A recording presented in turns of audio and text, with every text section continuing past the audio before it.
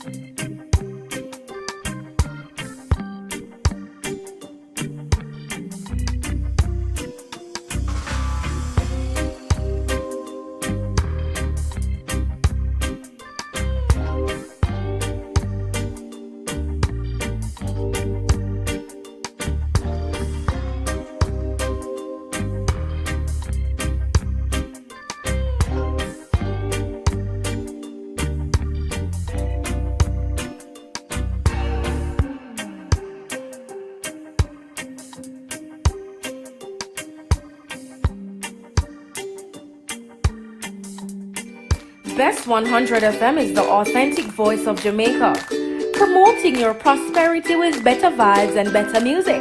Let us promote your goods and services for you. Advertise with us.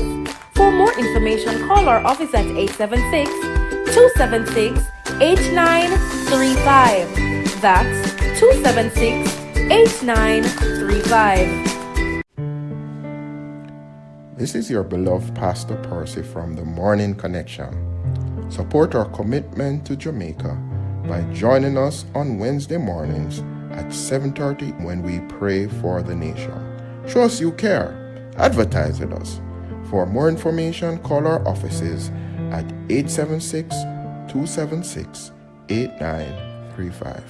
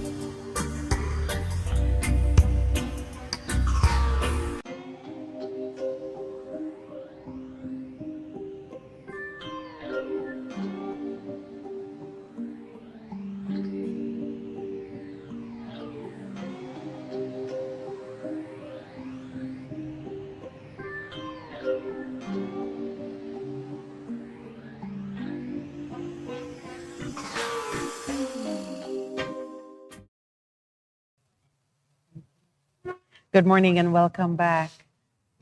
It's always a pleasure to be at the Ligani Club on Thursday mornings.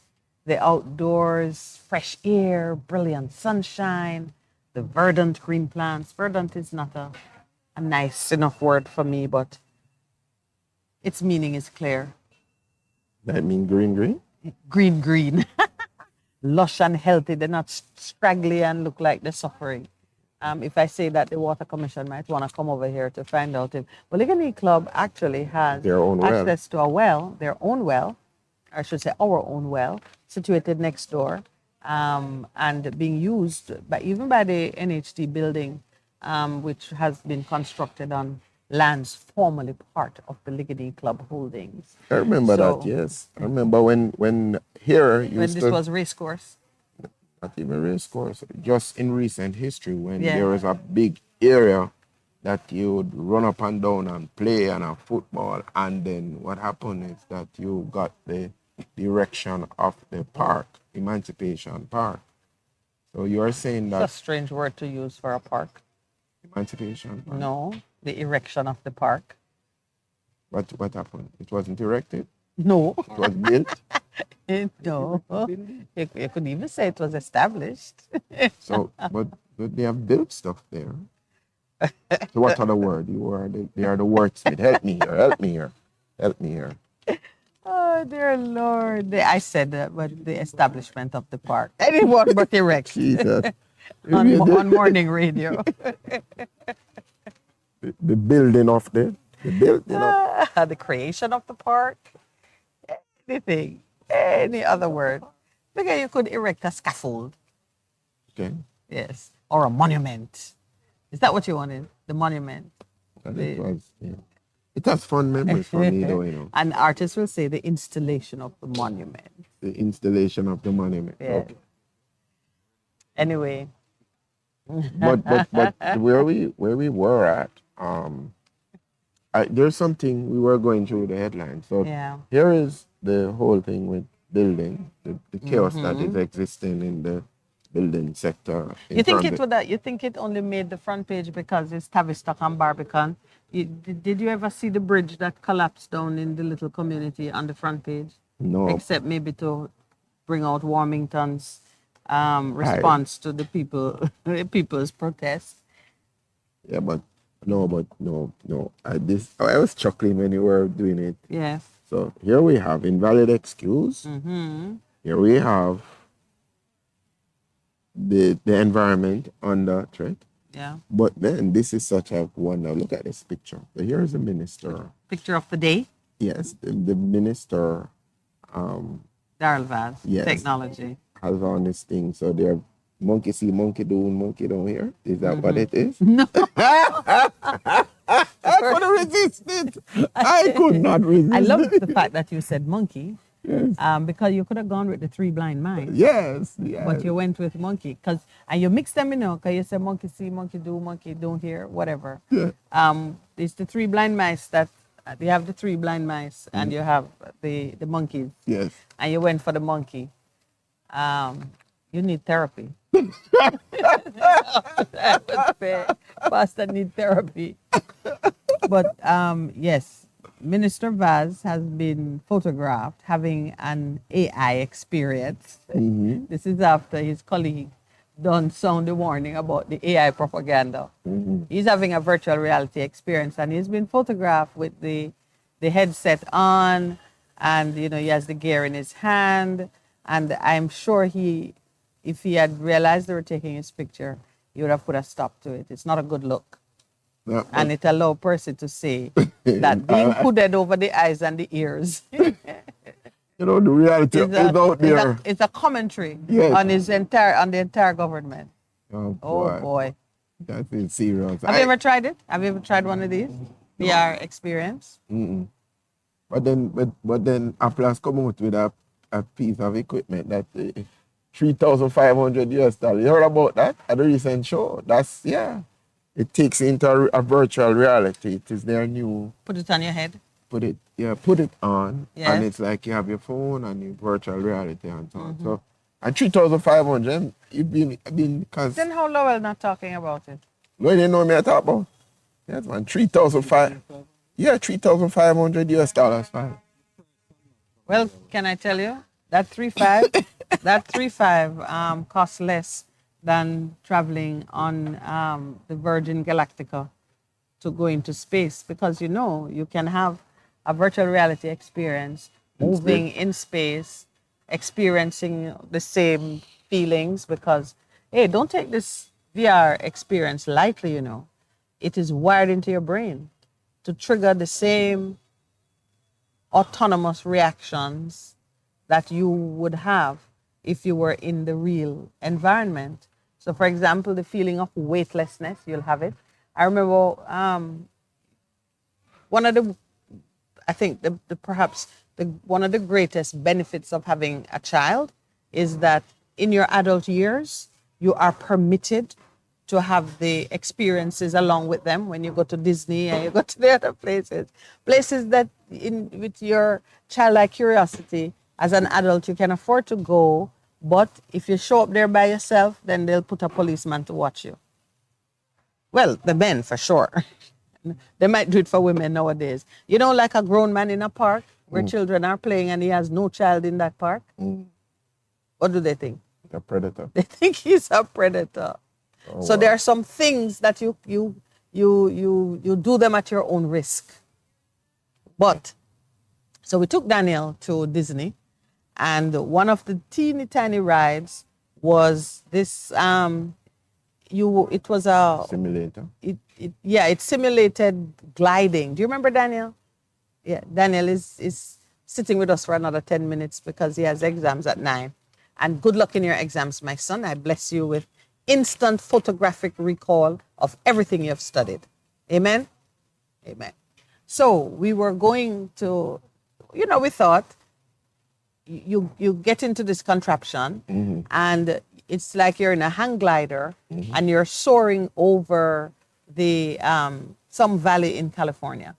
So it's mapped to show you exactly what the place looked like. So it's a virtual reality. And it's a VR experience. And you have to climb into the seat just like you're buckled into the glider. So got into the glider. You experienced. Oh yes, it's Minette, Lowell, and Daniel are doing this family activity, but it is really for Daniel. So you get it really works with your depth perception. Yes, right. Yeah, so because we didn't have to put anything on our face, I don't recall. You step into the room, the screen is there, the whole environment is made to give you that look and feel, and you strap yourself into this, like you're strapping into the glider. Oh my goodness. As they start to move, your stomach drop. Daniel did not like it one bit. Mommy didn't like it to a lesser degree. But Daddy enjoyed it. Well, Daddy was cool. Daddy has to be cool. Who's going to take us out of this? Daniel did not like it. Daniel says he's going to fall. He kept saying, I'm going to fall. I feel like I'm... And I said, no, you're not falling. And Lowell, the logical one, now was trying to say, look, do you know, our feet were no more than maybe like a couple inches above the ground. If you stretch real hard, you could touch the ground. The only thing that was moving was the screen, the movement on the screen, and it elicited the same response. So these days now, it's a whole new world. You don't have to jump on a plane and go to Six Flags. You can just put on your headgear. In fact, I think, where had we gone? We went to a lab. I remember going into, was it Huawei or it was a Samsung? Went into a Samsung lab and put on the same headset that the minister is shown wearing, and engaged in some kind of battle where, you're in a plane shooting at oncoming. Fact of the matter is, these experiences are as intense as though you were in the real situation. And I think medical professionals are going to have a whole new set of work on their hands for the overstimulated, Young people. Old people, young people. No, because anybody, as long as you can put it on your head and say, let's go. Yeah, but you raised a thing in terms of the new challenges that are arising with all these new experiences. Yeah. That people are having that now before you never had it before. Yeah. But now we are dealing with. Let's shift with our children especially. A lot of our children have and are continuing to lose their social skills simply because they're so much into the games. You can't get them away from the games. Because the games offer you a richer experience than ordinary life. I hear that, but what about their social skills? Why do you need it? Everybody else don't have it. No. The only people who gonna have it are their grandparents. No, but I hear what you're saying. But you know where I'm going with it. So I know where you're going. Yeah. And I do agree with you. Because they are so much into I agree the with games that they come out, and COVID proved that big time though, the lockdowns. When they have emerged, they're going, oh, yeah. It seemed so foreign to them. And then now, coupled with the fact that But Percy, you really do have to answer me, do you know? If nobody else has it, no, but you say, what's the purpose? Answer me that. If nobody else has it. Yes, if all of us are alike. No, but the truth is not all of us are alike. No, I'm saying we're talking about a generation of persons who are brought up under the same common experience. So what used to be required, you're going to interview for a job, you're coached to respond in a certain way because those who are hiring make their decisions based on those cues. But when those who are hiring are just like you, nobody's looking for those cues. It's like but there was a particular skill that I rejected because I said in my future it don't exist. Which one is that? Typing? No, I love typing. No, I won't tell you. I'll tell you that one off air. Yeah, one summer my mom was trying to teach me something and I said, Mom, please, if I get this skill, the Lord may work it so that one day I have to reach for it. And it's not a skill that I ever plan to utilize. Let me not know. Let me not know how to do this. Because I never want to reach into my bag of tricks and say, you know what, this is a situation that calls for X. It could be anything, scraping cow skin, for example. Have you ever done that? No. Well, where I come from in the country, purchasing a rolled up thing of leather with the hair still on it and roasting it over a fire and scraping it with a knife was something I've seen. Would I do that? And one day have a husband who says, I feel for some of my grandma's cow skin. And I actually know what to do? No, I must tell him, go and visit grandma. I'm kidding on that. No, you're kidding, but what you have... On that specific experience, but I'm saying that... But just generally what you're saying. So we are created as social beings. Yes. Interacting with individuals on purpose. Now where we're going with this big push, AI is going to do a lot of stuff, things that humans don't have to do. Don't bother bringing AI, make it seem like I am a proponent of AI. No, I'm just saying in terms of what is out there. Yes. And then one of the things recently, there's no power.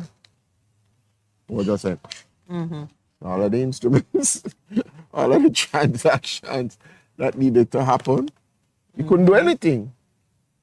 They said, sorry, systems are down. And then to aggravate the situation, power went. Yeah. So there's darkness, and you're going and saying, okay, now, what do we do? How do we cope? And then you have been saying this, we're going to come back to a time of bartering. Yeah, because you have that, I remember that's what we used to do. We're moving along this continuum. Yes, a lot of things we have in cashless society until we're going to come to a place where... Yeah, we're come full circle. You remember the sheik? Remember the sheik who said it? Camels on the horizon. Yes. You gotta love Earl Brown. Good morning, Earl. Earl said, "Cow skin jelly." Yes. So that's what it is about. But oh my gosh! No, but somebody remembers. Yeah, but that point in terms of our young people, what has happened to them over the last 2-3 years with lockdown and the increase in mental health issues, I think it is related to the fact that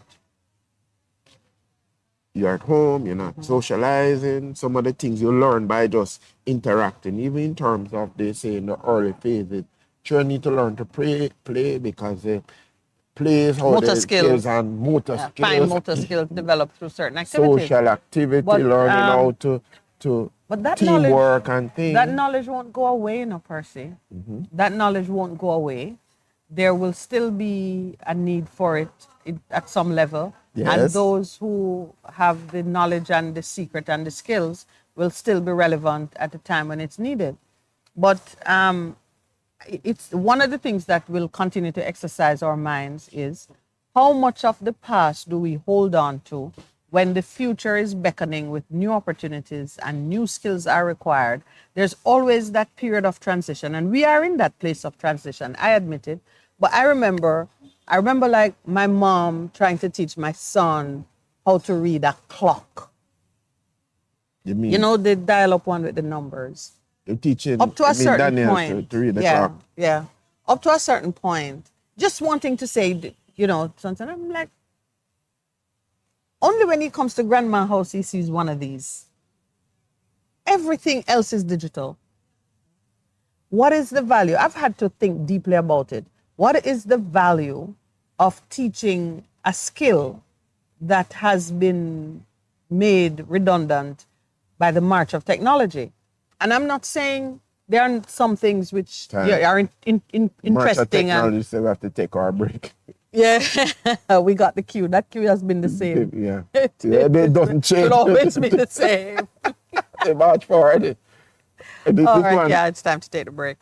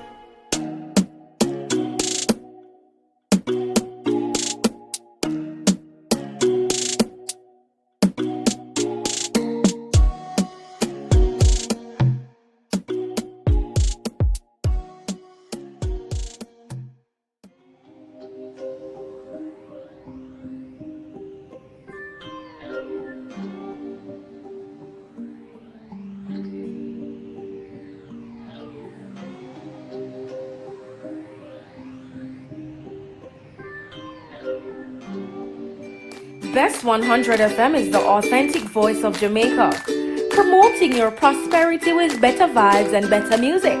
Let us promote your goods and services for you. Advertise with us.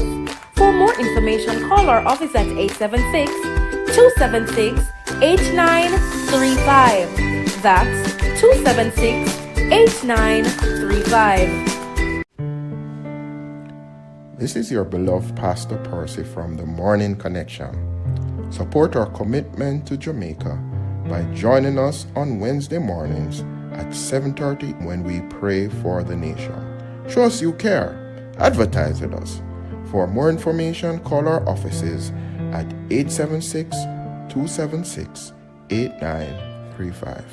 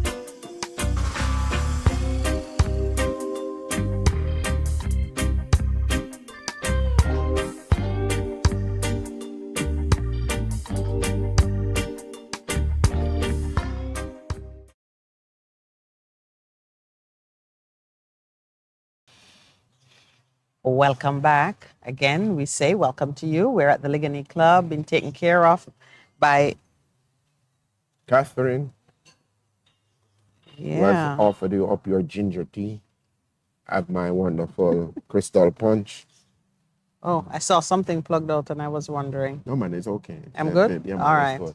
Right. So, but I don't. I want that point I'm making. The way I've raised it in terms of, okay, you have rightly put it in terms of the parameters. Okay, we are marching forward with technology and progress. Correct.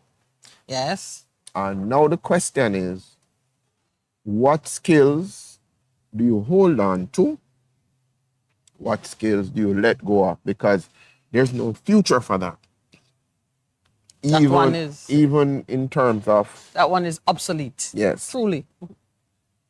But even for one of the growing industries here, which is BPO, and the advent of AI, as I was saying to you, was overhearing a conversation. My daughter was on a webinar yesterday, and the presenter was speaking about going into an interview, what skills are needed, and he gave an acronym which says that you need to be able to bring solutions to the firm, be able to innovate, so bring your personality and something else. Yeah. And I was saying, okay, but he says, with all of what you do, you have to present yourself the right way. People are employing you, make first an emotional decision and then back it up with the logical things that are there. So he says, you have to go into that interview and really sell yourself in terms of what changes you're bringing to the organization, what solutions you're going to be able to bring. And so even as we move forward in terms of BPO and BPO, the skills that are needed in terms of call center answering it, he was also saying that we need to move higher up the value chain in terms of what we're going to be offering, because with AI, artificial intelligence, some of the things that we do now, they are easily automated. You know, it call JPS, you call any of the telecoms. This is your time. Press 1 Yes. and 2 and 3. And some of the time they're going around in circles. Well, what's frightening is when there's no option that's immediately applicable to what you're trying to do, and it just locks you out. It just says goodbye.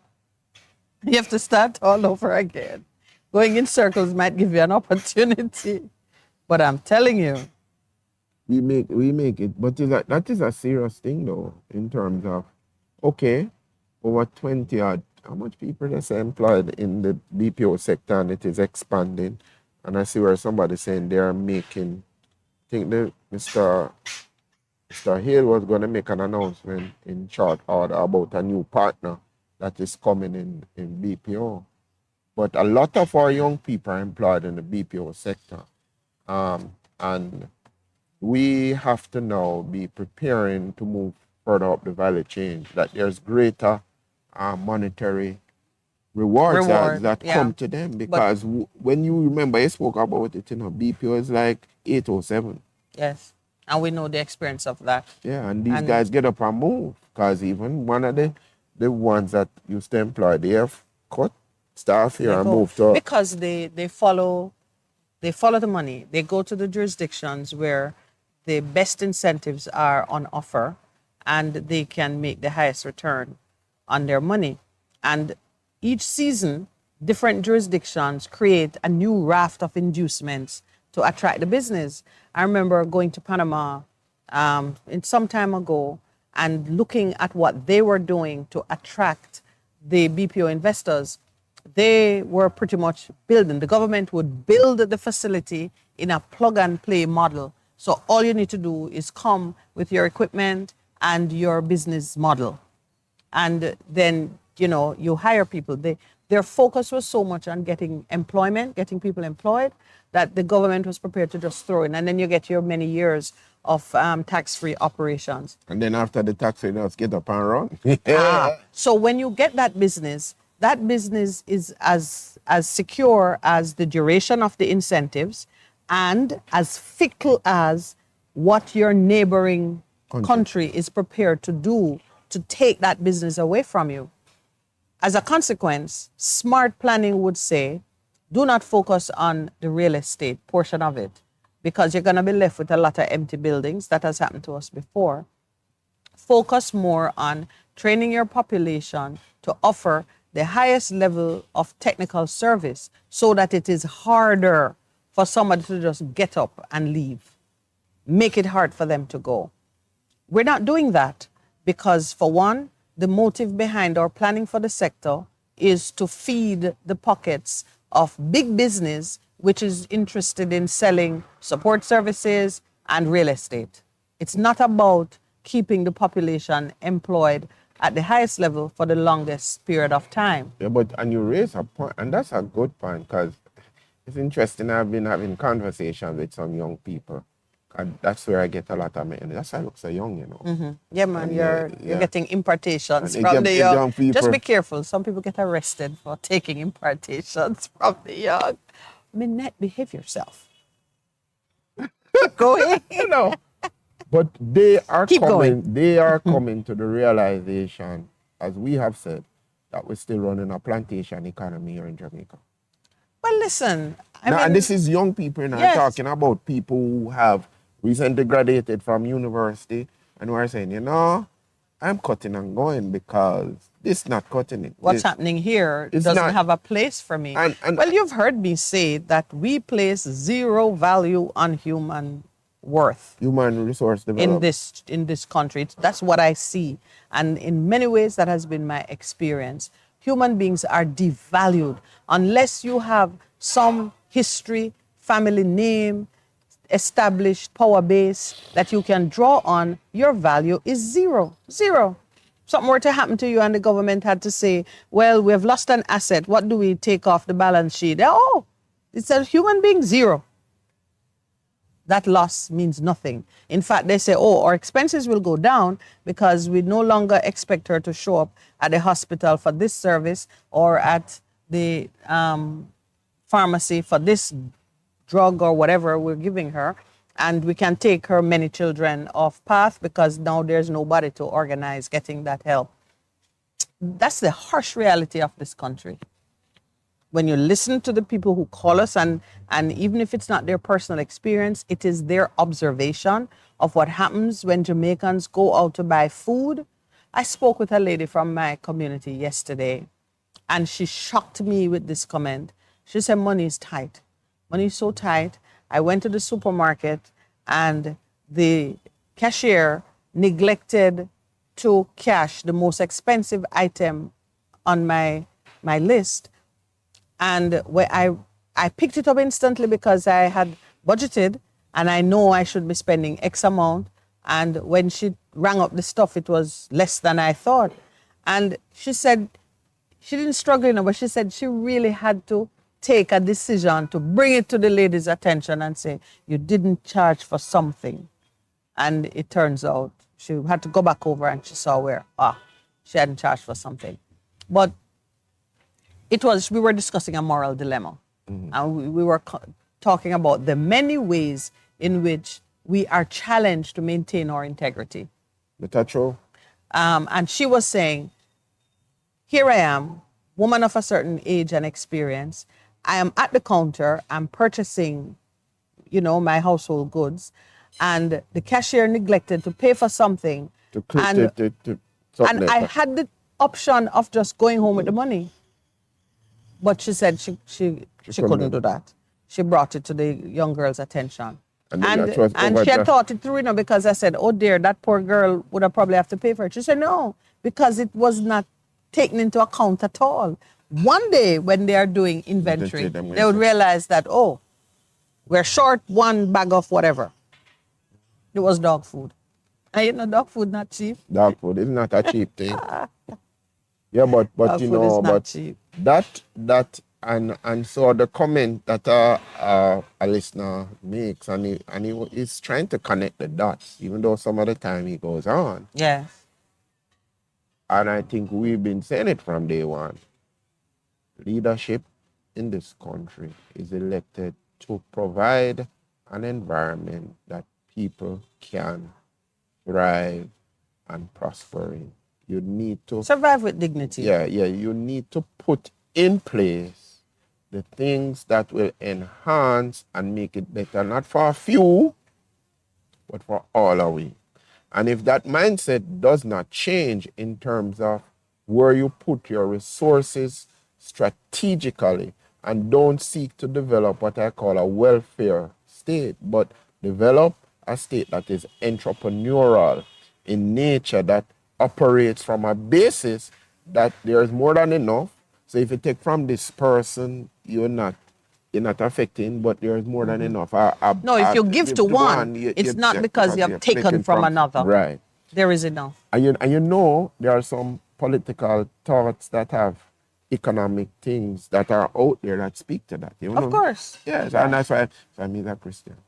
Me too. Me too. Me know. Because my God is a God of it more than enough. Of abundance. And Earl is making a point here, which I know, there are many things about Cuba that I absolutely love.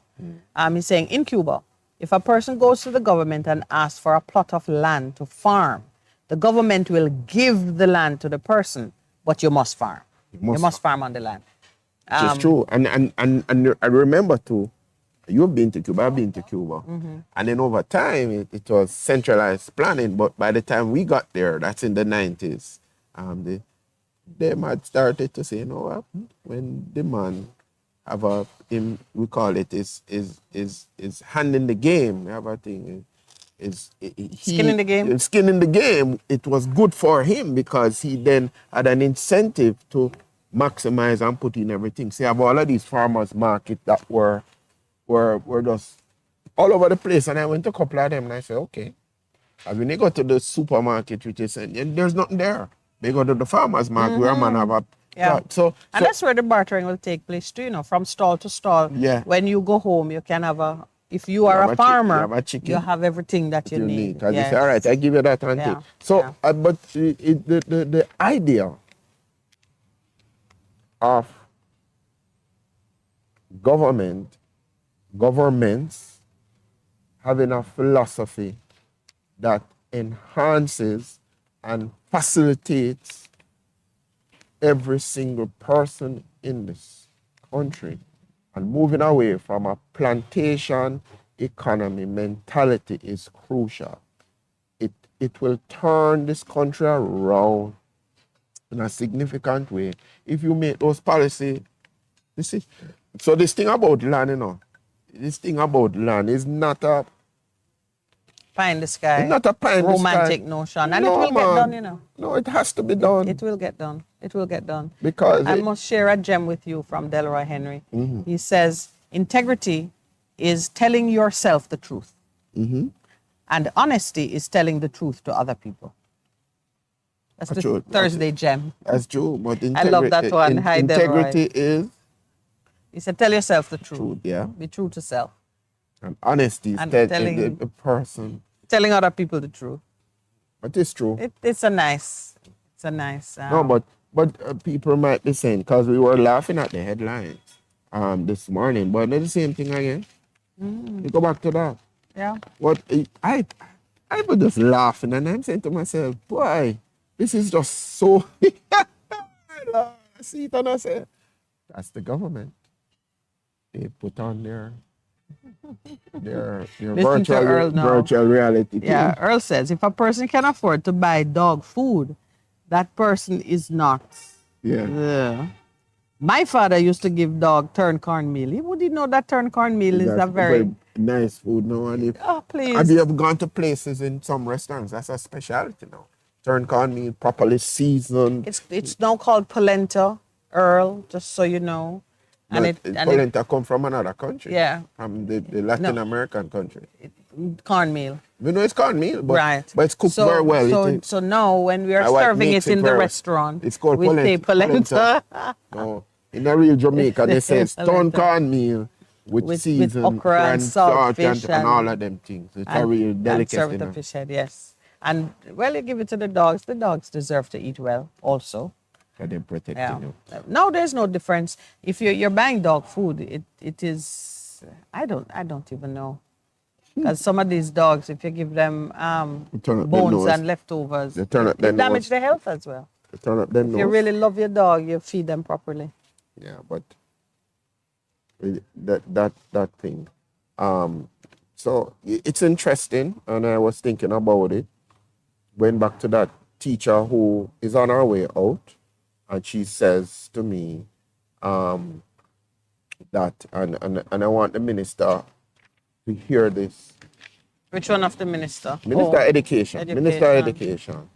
When a minister of education comes and says to us, oh, we're going to do vocational in primary school. We're going to go there and shift it. And you are, and a lot of your schools don't have vocational enough to do resources that the infrastructure to accommodate it. You wonder what she's really talking about. I worry that they're trying to under-educate our children. I don't. Let me tell you, Percy, when the first time that I read this initiative and the minister falling behind it so solidly, I said, yes, they have given up on educating the children and now they just want to train them to do something useful. That's what I thought. I did not see it as the noble initiative that they perhaps intended to be, because for a long while, we've been part of a generation that undermine the value of trade skills. You know, we had a system of education where you just said the dunce children are the ones who need to go learn a trade.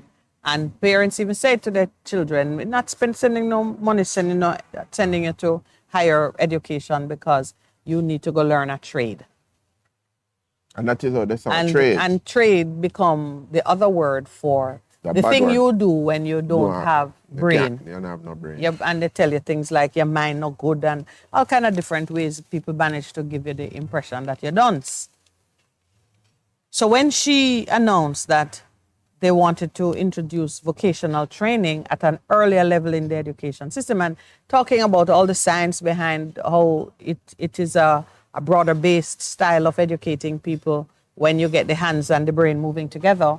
I thought this is disingenuous. There's no real intent to give people that kind of all-rounded education that makes you a more useful person. I find it distractingly unpleasant to meet a grown man who can't change that car tire, or something happening in your house and you have to, everything that happened in your house, you have to call a tradesman to come in. There's a leaky pipe. You don't have a clue what to do when these things happen. To me, you're like a useless person. I do not care. That's what you think? That's what I think. And maybe I've been spoiled. Maybe I sound like you are not handy. Disagree with you. You're not handy in the house?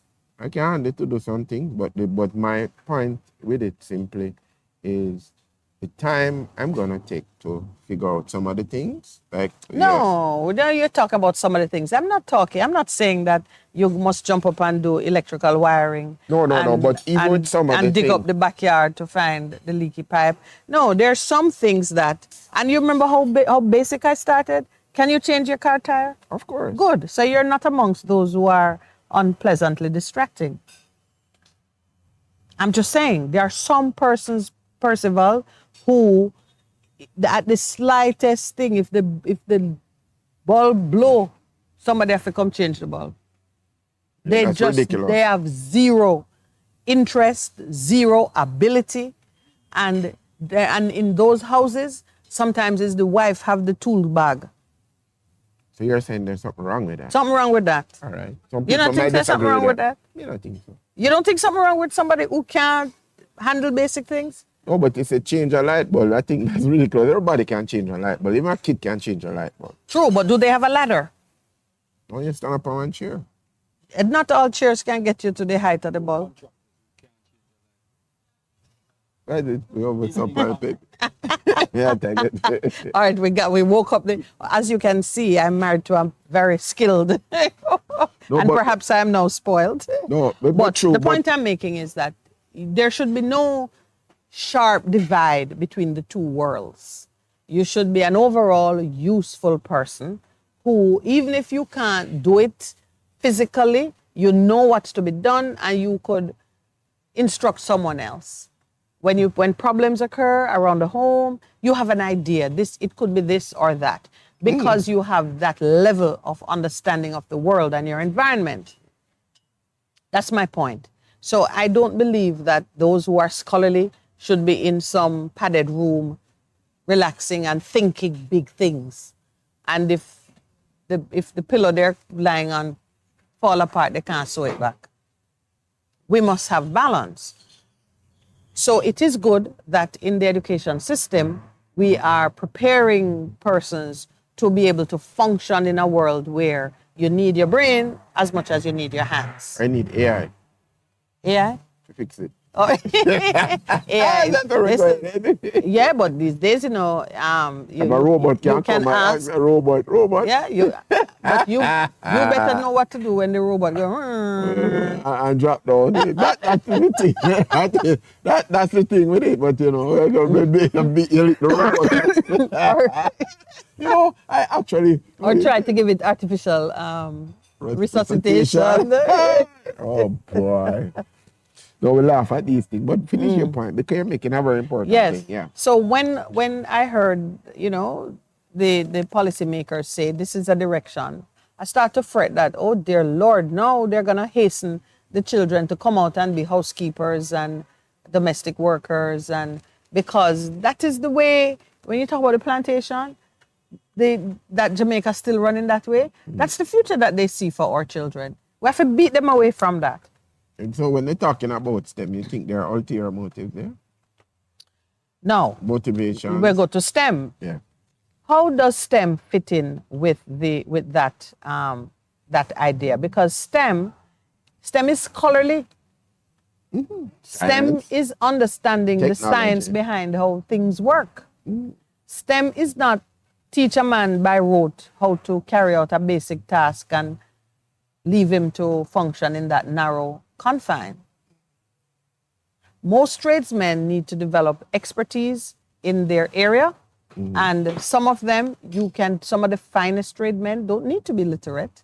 They work and learn by a method of apprenticeship, and they function excellently in that level. But are they going to be tomorrow's project manager? No. And that's my fear. I just do not want, I don't want us to approach education with the same mindset that we've done it for the last 60 years. And instead of creating an environment of excellence and growth, we end up with our people stunted at some levels which they can't escape. Which is one of the quotes of my favorite lady as we go to the break. Lasandra Harrison says, what is our philosophy of education in this country? I rest my case. Okay. All right, we'll take a break.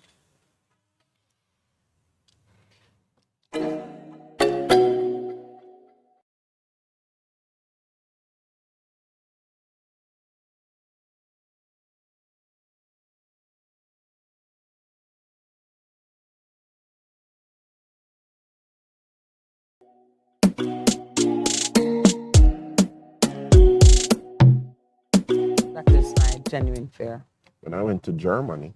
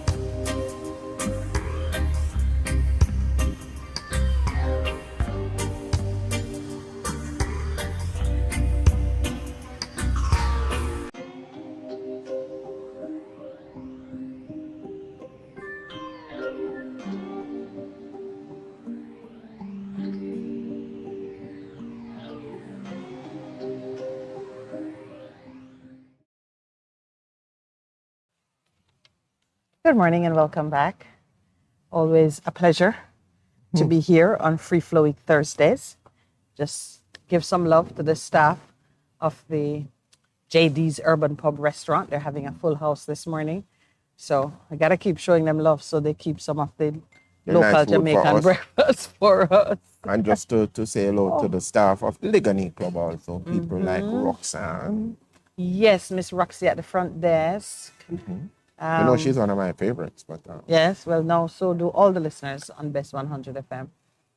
The club really is meant to give you a family experience. So if you come here and you don't feel like you're at home, and good home too, not home where you have cascas. No, we don't have customers. Home where you're treated with hospitality and love. We still manage to get that done here. It is hot.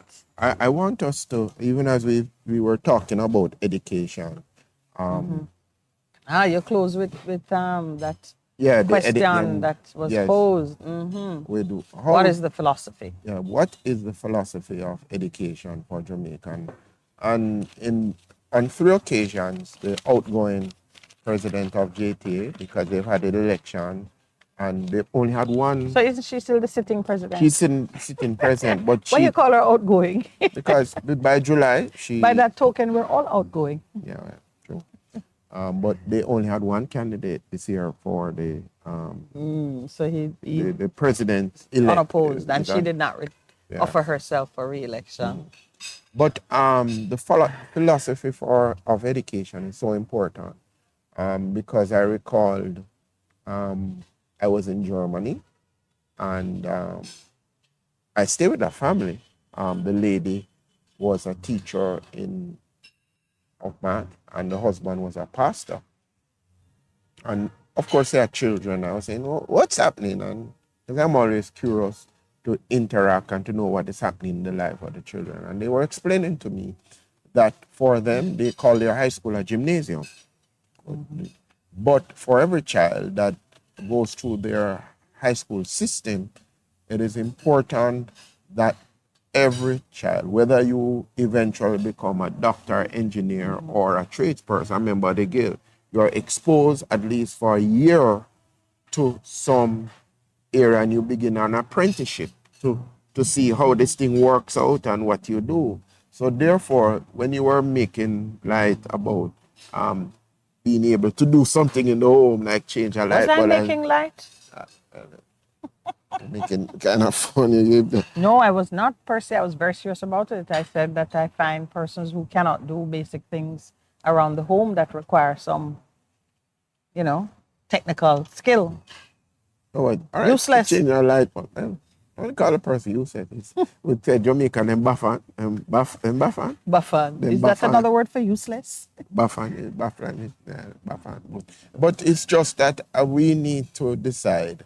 But you're talking about Germany. Germany, even before the trauma of Second World War, Germany was a powerhouse in innovation and engineering.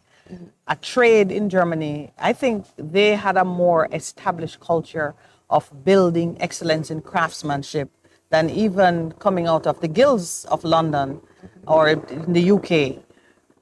When I went to Germany, they showcase their history in building excellence in craft. They showcase it. There's a city with the head offices of the various guilds and the history of every different stream of is honored and on display. So it's not if you can't manage a scholarly thing, go do that. At least no. That's not. They understand that great economies, prosperous and successful societies are built on the knowledge and the skill of those who can create things. It's not who's sitting in the university and thinking up big thoughts and writing reports and whether they're final or draft. It's not that. It is those who the architecture, and you can see it when you see the size of the buildings, the depth of planning that goes into maintaining the city structure. All through Europe, you see it that science, engineering, technical skills. It's an important part Create of the place. Mm-hmm. So I guess we're in agreement. For a country, we need a philosophy of education. And people, I'm not saying that the Singapore model taken whole scale and put in Jamaica solve a lot of our problems because they have a different mindset in terms of certain things. But one of the things, though, is that they invested in their persons. The people of their country say, boy, we don't have much enough, but let's invest in the people and look what they are. Well, me think everything starts with the people. Yeah, but I'm in agreement. It starts with your people. But I think that comes from somebody that we know very well. You mean the creator? Yes. Yep. Yeah, he says everything starts with the people because he created us in relationship. Yes. We're the centerpiece. And any government that don't see their people as the centerpiece of the society, of the economy, has made a terrible mistake and will pay for it. Unfortunately, when they pay, it means we pay.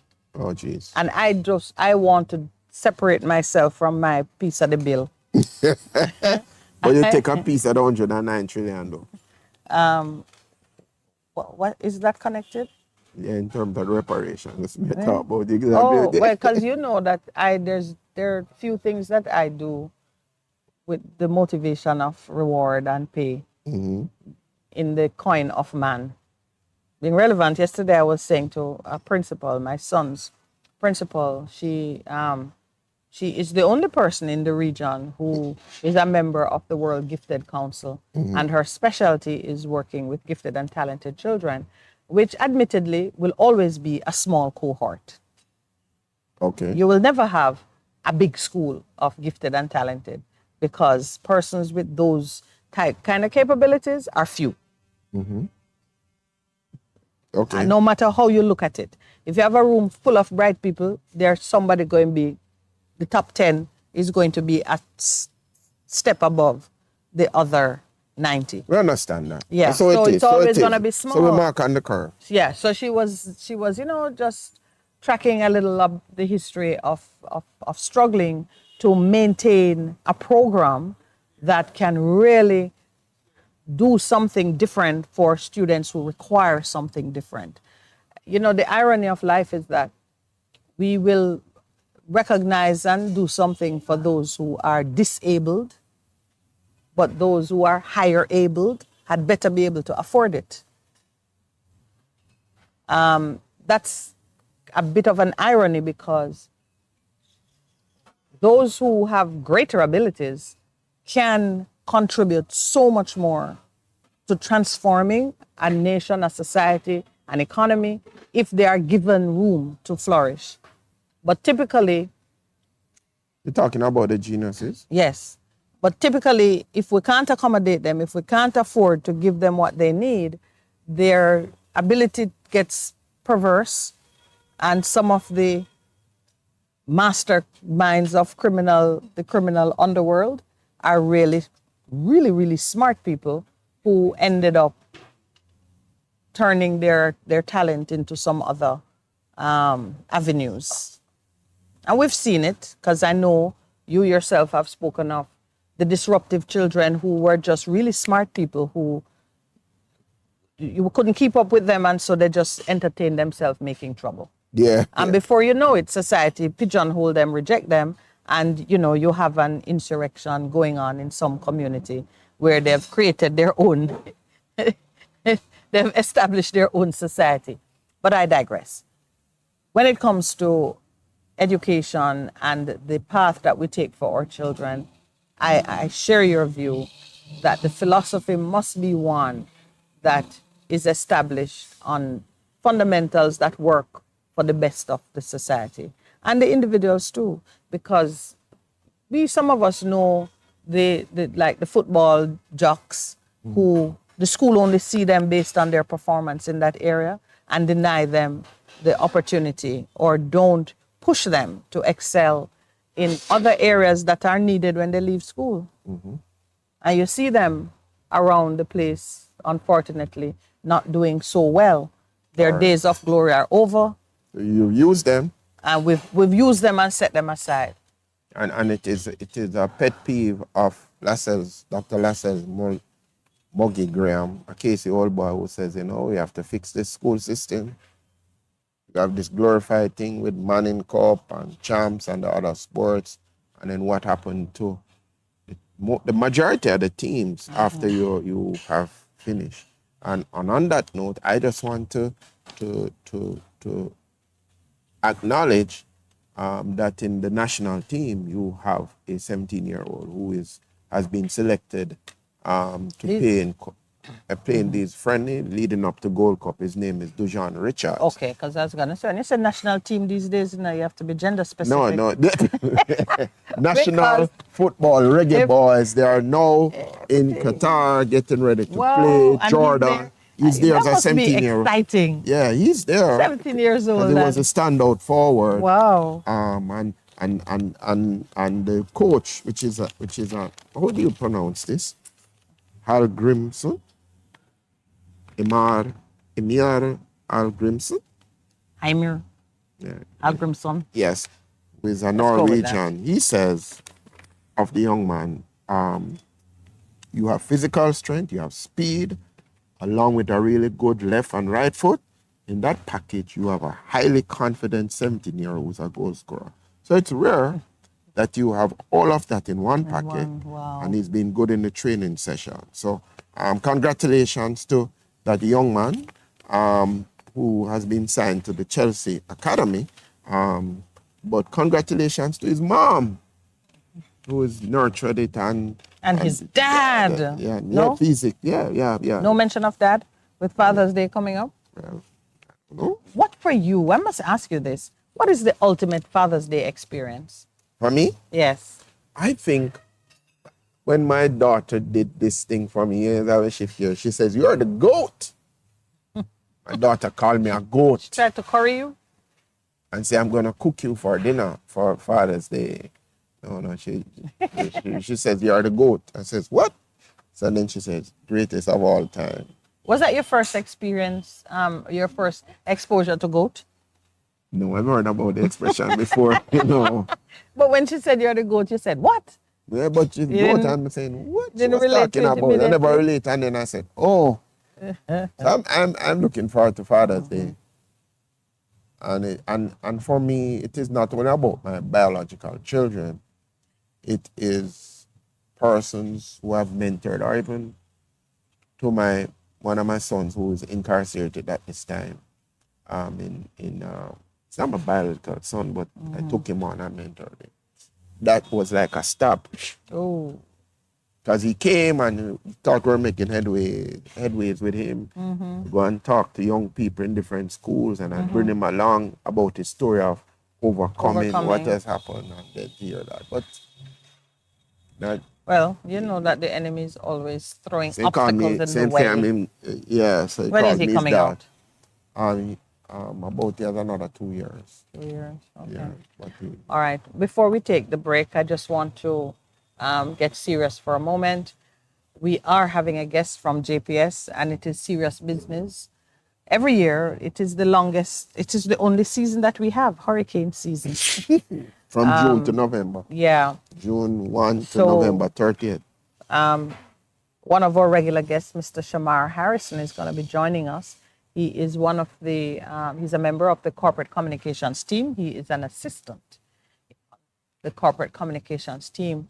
And there are some fundamentals that JPS wants to keep front of our brain as we have entered the Atlantic hurricane season, June 1 to November 30th. And believe me, every day of it counts.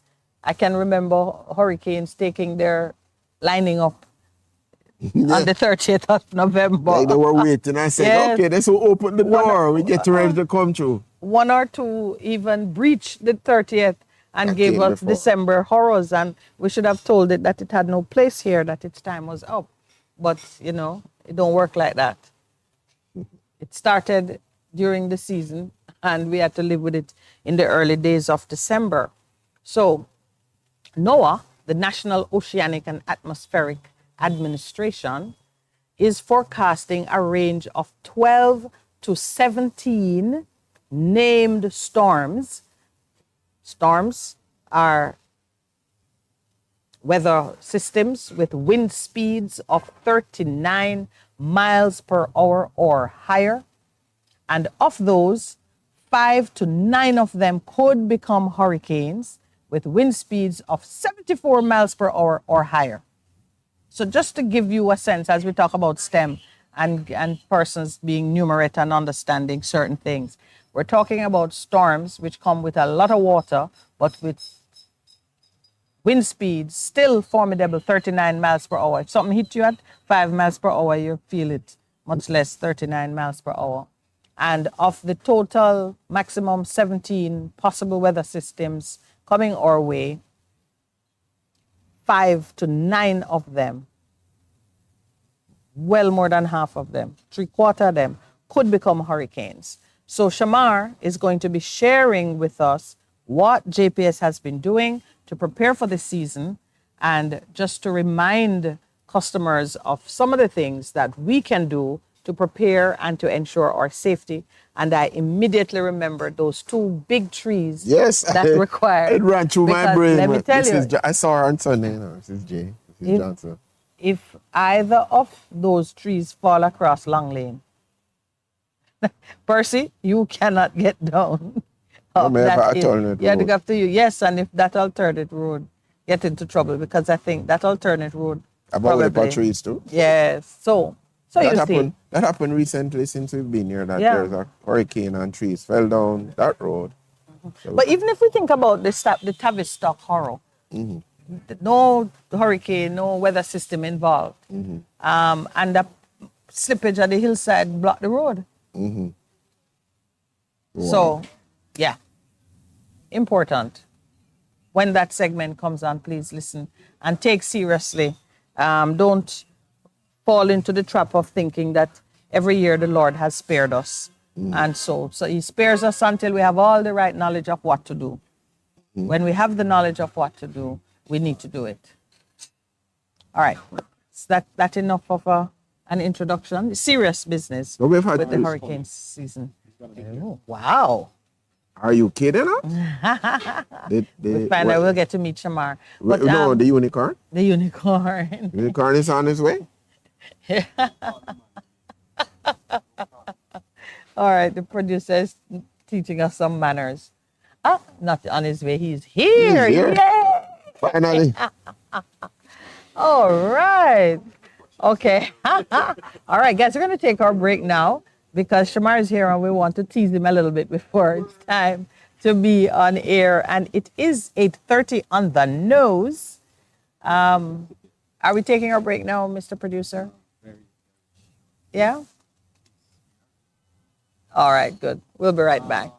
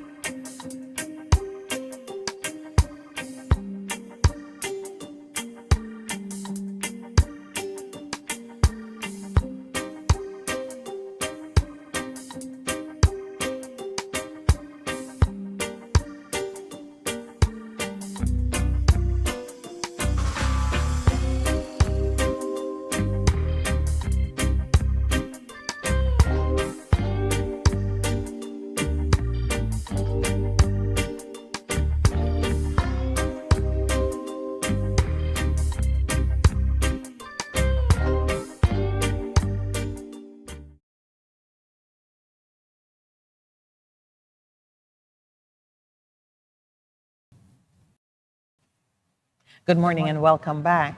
We are exceptionally delighted, and you can tell from the big smile on my face, to have with us at the table Mr. Shamar Harrison. Now, Shamar, welcome, Shamar. I hope I'm not detecting a tinge of envy or jealousy, because I've always had these moments. So I'm saying, my dear friend, enjoy yourself.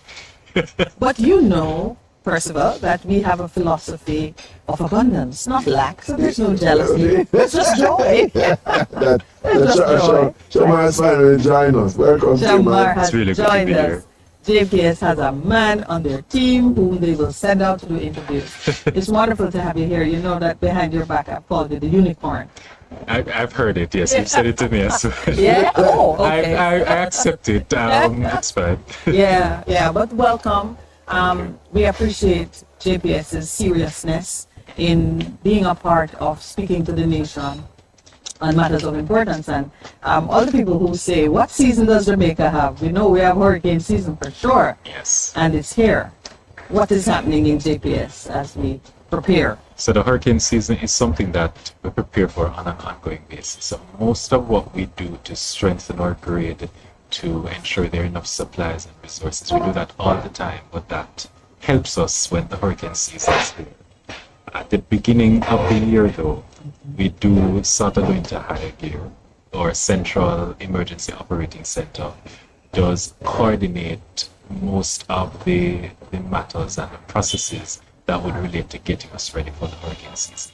And most of that has to do with ensuring that when it comes down to restoration, that we have all the tools necessary, people are trained, and that people are not without power for an extended period.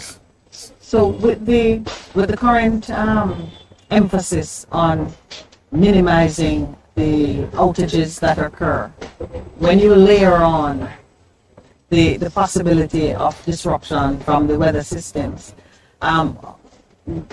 what level of preparation do the customers need to engage in? Because I know when you spend your time from day one preparing internally, you then have to deal with us. What is the level of preparation that you require of us? All right, so one of the important things, and this, we advise that you do this before you hear that the system is coming. Or if you hear the system is coming, at least 48 hours before, so you're not caught doing this in the while the system is coming. And this has to do with vegetation management. So it's one of the things that we do increasingly from the beginning of the year, and as the system, as the season approaches, we do it more and more. But for customers with trees on their properties, it's important to trim them.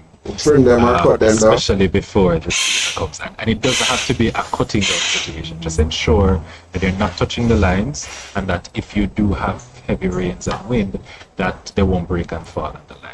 And if it's something that you do regularly enough, every few months you try to maintain it, one, you would have to be scurrying at the last minute, and two, the chance of you needing to cut down your trees is a lot less because you've been trimming. So that's one of the things that we've been doing in terms of the public space, and we encourage our customers to do it privately.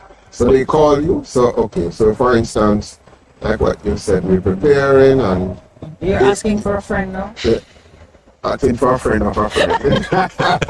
Asking for a friend. So that if you observe that by this tree's getting out of hand, I can call JPS. So can I get some help here, because it's on your lines, and they will come and help? Yes, and we expect and we recommend that you contact us, especially if the trees are already touching the lines.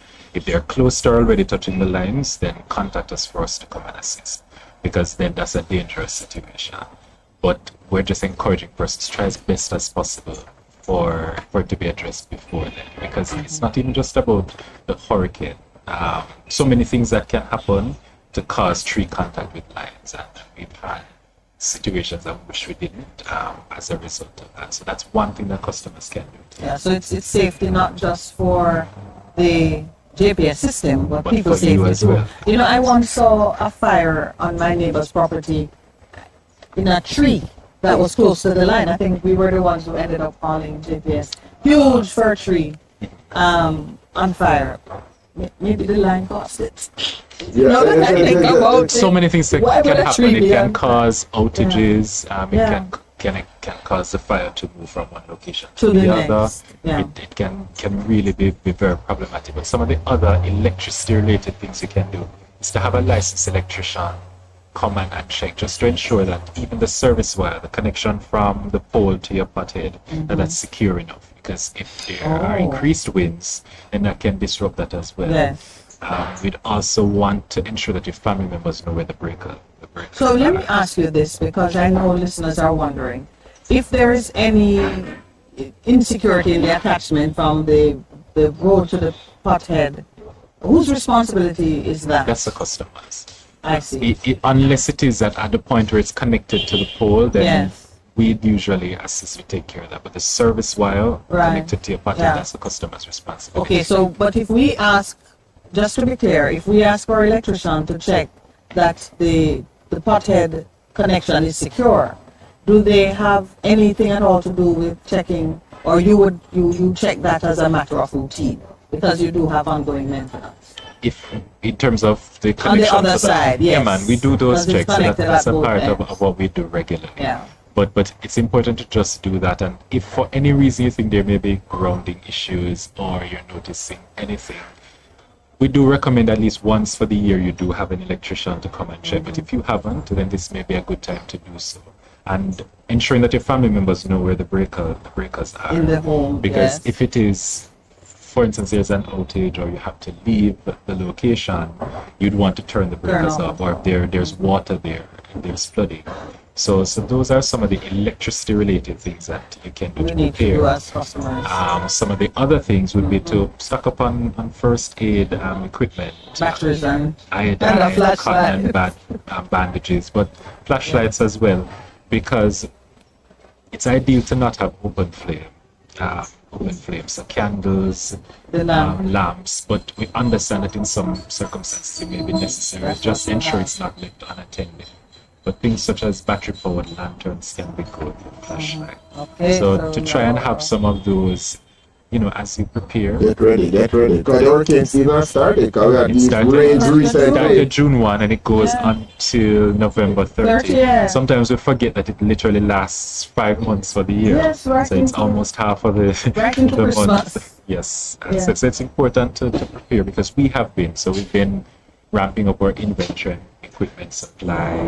We've been having simulations, which we were speaking about before, to ensure that our restoration process is as seamless as possible, and that every year we're learning based on past experiences.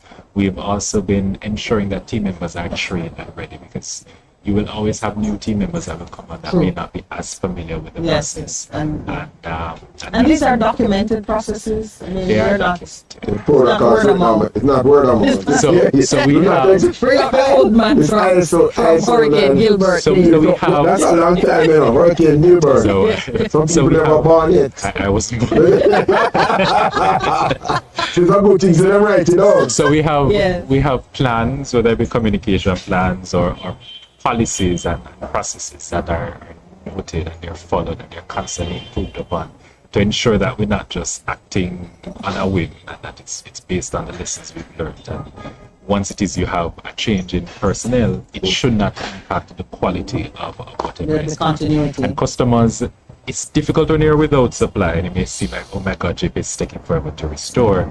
But there is a process to the restoration that has to be done. And it can't be done any other way for it to be done safely. And that is chiefly after the hurricane or a storm passes, we have to ensure that we do our assessments to see what damage has been done to check our and to see. infrastructure, because just trying to get you back online can damage the grid and cause harm to Yes, persons as well. and then- make the horror last longer. Right. Only after those assessments, then we can actually start doing repairs to the system and then start restoring. The restoration is done based on critical Hospital. loads, hospitals, there is- communication, Please, yes, remind our entities, listeners. NWC sites, pumps, and then we get to lines that serve the most customers and then to isolated areas. It can be frustrating when you're there for a few days and it may get 2 2 days. weeks, but there is a process and we try to be quick, but it has to be efficient and safe. And I take it that over time, your becomes process, more. well, your process has been reinforced. The wisdom behind it. It's been reinforced. It's also been improved, and it's not to say that there isn't room for continued growth, because there is. But when we compare it to other countries in the region, including the USA, we know that what's happened in some states, our restoration process is more efficient on average, because you'll have states without electricity, sections without electricity for months after hurricanes and whatever. And it's not because they're developed and we're developing, it's just depending on the damage that has been done, it can take some time to restore persons as safely as possible. So what you do before is extremely important. We've been doing our part, and we encourage customers to do their part before the hurricane comes. So are you heavily reliant on imported goods and services? So they stockpile. We are, and we are, because so many of the things that we use in terms of equipment they are locally produced, and even if they are based on a number of customers that we serve, we do need to ensure that we have all of these things on hand. So when you think of not just poles and lines, but some of the new technologies that are attached to our grid, we do have to ensure that, you know, these are... And you have a tick in the box. Right, and especially because during COVID there would have been supply chain issues. Right, so we had to ensure that there are new methods in place to ensure we're getting these. May I ask you just an oddball question? Are there opportunities for manufacturing anything locally coming out of what you have seen? There are always opportunities too. It's just, I guess it takes both the resilience, it also takes vision, and it also takes support. So the government, along with the private sector, you have to be brave enough, and I suppose you have to see the market as well to actually produce some of these things locally. And yes, JPS is there, and we need poles and we need these things, but you have to be willing to go out there, to dialogue, even if it's just with us. But there's always room for local manufacturing, and at least I believe personally. So that's always a possibility. I want to just reflect on, so Gilbert. Take them out into the prehistoric. No, but I think that I said Gilbert, but you know. Gilbert taught JPS a lot of lessons.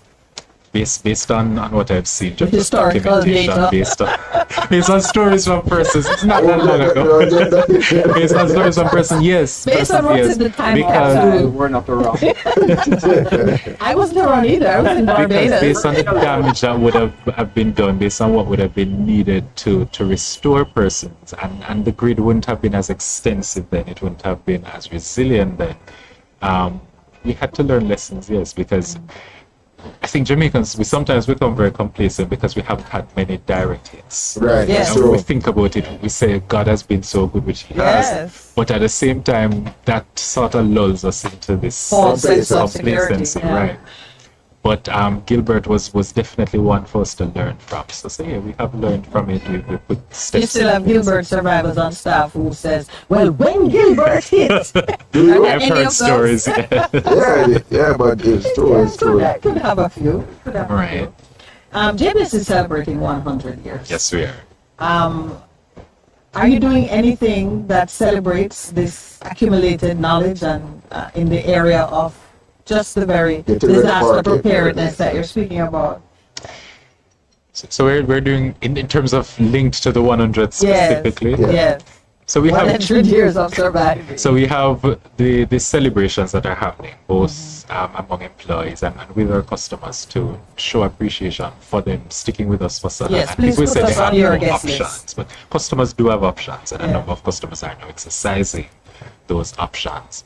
But I wouldn't say we're doing anything related to hurricane preparation that's specifically tied to the 100, because we're always improving and preparing. So it's not specific to this year, but it's an ongoing process. And for example, our simulations would have happened, and there would have been a few glitches, as will always happen. And based on those, the teams would have then gone away to say, okay, this didn't work as well as we wanted them to. So we would have learned from what would have happened just a few months or weeks ago. So it's not specific to the 100th anniversary, but we are doing things to ensure that our preparation continues to improve every year. So part of the preparation from us as customers, see a tree, look like, boy, you call JPS now. Yes. There's a 1-800 call JPS now. Well, you don't use the one anymore with it's on the new developments. So it's you can start with just a 888-225-5577, and that's if you're calling from a flow line, and then it's 888-935-5577 if you're calling from digital, and that's at a reduced discount. So repeat that again. So it's 888-225-5577. Right on that number. That's if you're calling from a flow line. And 888-935-5577. And remember, importantly, the MyJPS mobile app is basically an office in your hands.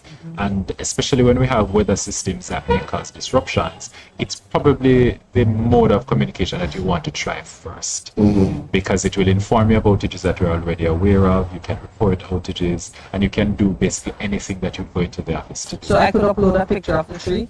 Yeah, you can. So when you're making your reports, you can attach pictures just to provide us with more information.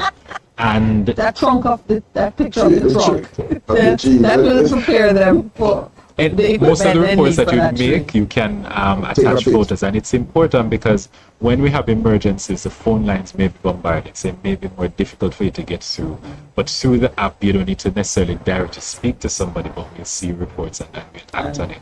So it's an important avenue to have and to use, especially in times like this, because provided you have we spoke about before the hurricane.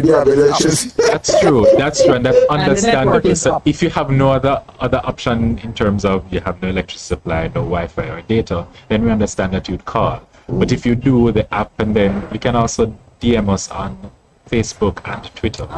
Because I spoke about preparing for the hurricane, but during the hurricane, we ensure that we're communicating with our customers still. So traditional media, on radio, television, and then social media and through the app as well. So we'll be giving updates as it progresses in terms of where we are with restoration, etc. So is there a JPS bunker? Yes and no. So for employees, everyone has a storm role during hurricanes. So separate and apart from what your typical functions are, everyone has a storm role that's predetermined. And I can use corporate communications as an example. There is a central location, I won't give too many details away, a central location that's considered relatively safe and more immune to, say, outages or other issues that we may have persons from different areas staying at, to ensure that the flow of communication is easier, and if there is somehow some situation causing disruption.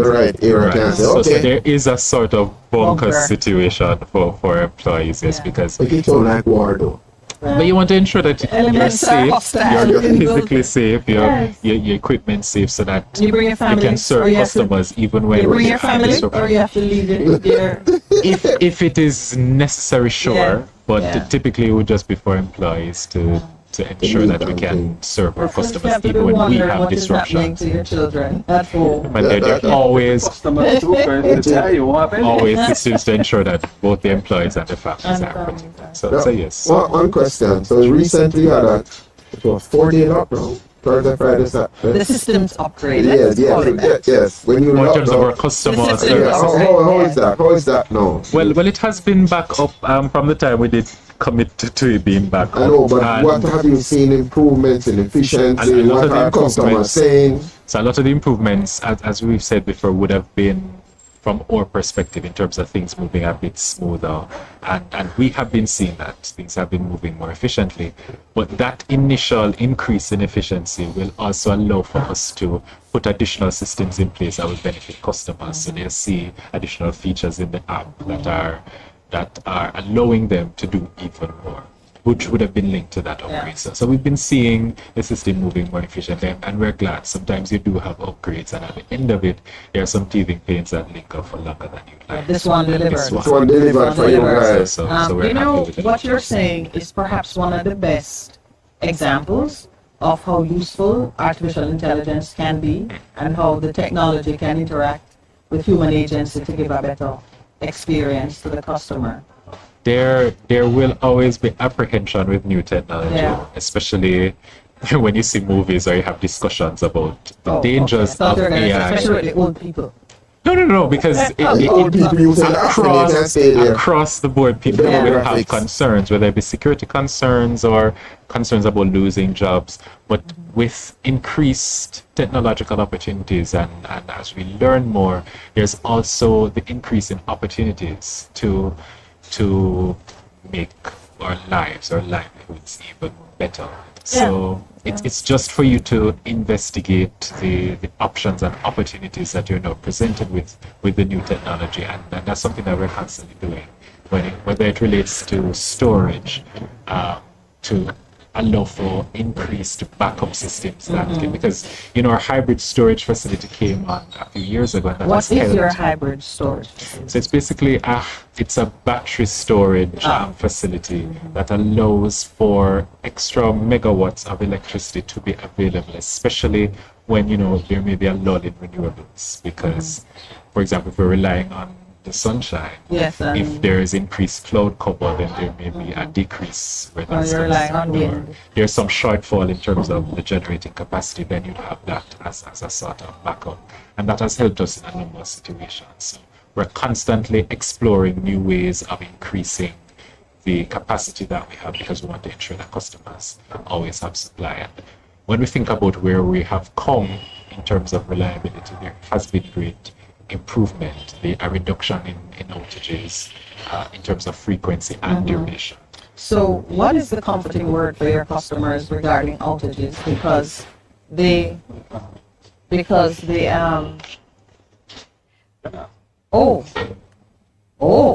this a question from a customer? Yeah. Well, technology is a little too efficient. There are some trees at Wilton Meadows. Is that in St. Anne? In St. Anne. Oh, big trees that created a problem. Well, so it would be a research question mark? No, it's not anything. Just falls in the document. Oh, did we get pictures of it? Is that what this is? No, that's your customer. Oh, my customer says the trees at Wilton Meadows in St. Anne need to be cut down. Need to be cut. Did they give any specific location, or do just trees in the area? Would you give me the latitude? The customer is listening. Can I get the latitude and longitude for these trees? No, just to have an idea in terms of driving directions. Yeah. But I will definitely pass it on to the team. Dover. That meant something to you? Yes, it did. And I'll definitely pass it on to the operations teams just to do a check to see where we need to do additional maintenance. And to this customer's query, because it crossed my mind too, sometimes it's not even about the trees falling on the lines, but it's the trees making access to communities impossible, which will even affect your team going in. That's true. So sometimes we're hampered by the terrain, whether there be potholes in the road or just based on the location of the communities. Sometimes getting there can be hazardous. difficult. So restoration does. We have to take that into because you can't fly your equipment. That's true. And we've had situations where communities may experience outages, and the delay that they experience doesn't have to do with GPS infrastructure. Access to the area. Because you have to be able to get there. We have landslides. I'm going to ask you to spend 5 more minutes with us, please. Bonus minutes. Because we have taken some of your time, and we really do want to get everything that we need from you. We're taking our station break now. It's we're on the break? Yeah, I'm waiting. All right, time for the break.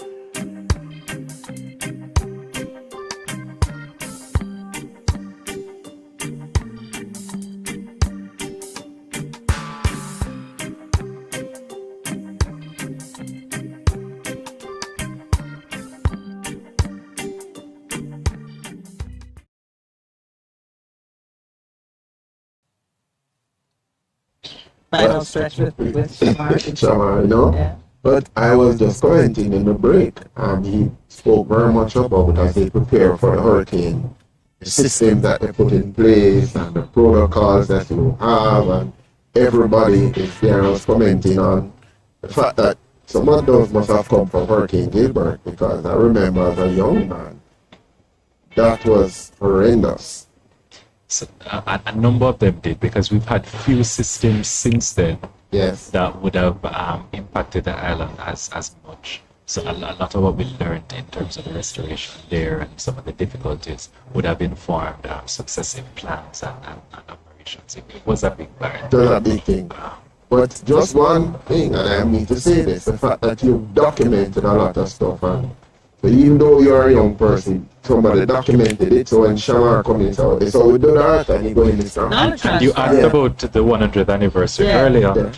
So this year especially, I've got the opportunity to interact with so much more of this documentation, whether in terms of pictures Yes. or Some magazines or the the annual reports, just to see all that we've been through as a country, or that we've been through as JPS, or that we've accomplished. And it's also given me a new appreciation for what I do and for the company.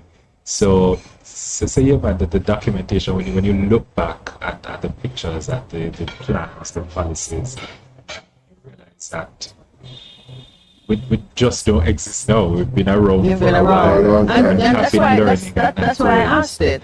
I asked it because I could easily see a narrative emerging from 100 years of surviving. If there's one thing that's constant, is hurricane season and taxes. in Jamaica. It's bound to That come. is true. That is true. And you, with your excellence of documenting systems and sharing knowledge, I could see something emerging. So I leave that with you, because you're in the right division to It's tackle it. it's important as as a an seminal as an work. emergency service. Yes. You have to ensure that you're ready to act, and that you're not just being reactive, but you're being proactive, because people's lives literally Depend on it. what you do. Yes. So documentation is an important part of Yeah. very important part. Well, So some friend of mine is going to call JPSO because they have a tree that is out there, and no, that tree two that trees. is I think your friend has two trees, and it's older than JPS. And the base Oh, of God. the trees have been And I grown. hope after that call and after we've trimmed, that there will be steps put in place, not just for those trees, but other plants, other plants are in right, good order. to I ensure can say they're with being confidence. constantly Yeah, but treated. those trees are intimidating. Those trees are national treasures. I mean, if persons were really honoring trees, they would say some trees you never cut down. Yes. You keep something of it to show that, hey, place been around for a long time. But they're quite close to the roadway. and you know, it's kind of important, you know. So you can repeat the numbers that we can call. So it's 888-225-5577, and this is from a flow Flow, line. yes. 888-935-5577. That's you're calling from, did you say? There's preparation. And remember about the mobile app as well. Importantly, Yes. once you have Yes. data or Wi-Fi, Once you have connectivity, that is an efficient way to reach out, because there are things that you can do there without needing to call, and it will actually be faster in terms of the result of actually calling. So we, encouraging the customers to bear that in. yeah, I really love how JPS is using technology to bring greater value to customers. I mean, It's very important. There was a point when, if I had to listen to that jingle that you do, the one about, I'm hearing it in my head like an earworm right now. Yeah, so A part of that growth and development is realizing where there are shortfalls or limitations, and customers do complain about the wait time.